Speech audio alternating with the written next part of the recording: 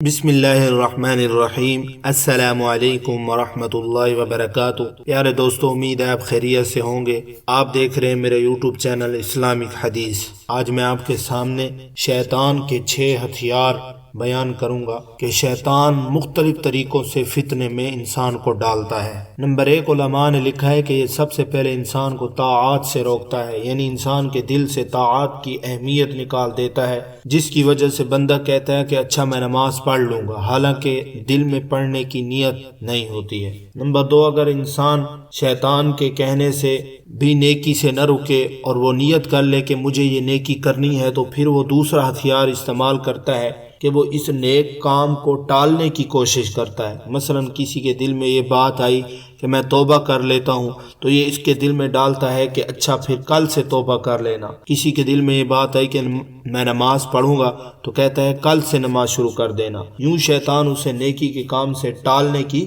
کوشش کرتا ہے، اور یاد رکھیں جو کام ٹال دیا جاتا ہے وہ کام ٹل جایا کرتا ہے۔ نمبر 3، اگر کوئی بندہ شیطان کے اکسانے پر بھی نیک کام کرنے سے نہ ٹلے اور وہ کہے کہ میں نے یہ کام کرنا ہے، تو پھر وہ دل میں ڈالتا ہے کہ جلدی کر لو۔ مثلا کسی جگہ پر کھانا بھی کھانا ہو اور نماز بھی پڑھنی ہو، تو دل میں ڈالتا ہے کہ جلدی سے نماز پڑھ لے پھر کھانا کھانا۔ نہیں بھائی نہیں، بلکہ یوں کہنا چاہیے کہ بھائی جلدی جلدی کھانا کھا لو، پھر تسلی سے نماز پڑھ لیں گے۔ نمبر 4، اگر کوئی آدمی جلدی میں کوئی نیک کام کر لیتا ہے، پھر وہ اس میں ریاکاری ڈال دیتا ہے، اور یوں وہ ریا کے ذریعے اس کے کیے ہوئے عمل کو برباد کرواتا ہے۔ وہ دل میں سوچنے لگتا ہے کہ ذرا دوسرے بھی دیکھ لیں کہ میں کیسا نیک عمل کر رہا ہوں۔ نمبر 5، اگر اس میں کام کرتے وقت ریا پیدا نہ ہو، پھر وہ اس کے دل میں عجب ڈالتا ہے اور وہ سوچتا ہے کہ میں دوسروں سے بہتر ہوں۔ مثلا یہ کہتا ہے کہ میں تو پھر بھی نماز پڑھ لیتا ہوں، لیکن فلاں تو نماز ہی نہیں پڑھتا۔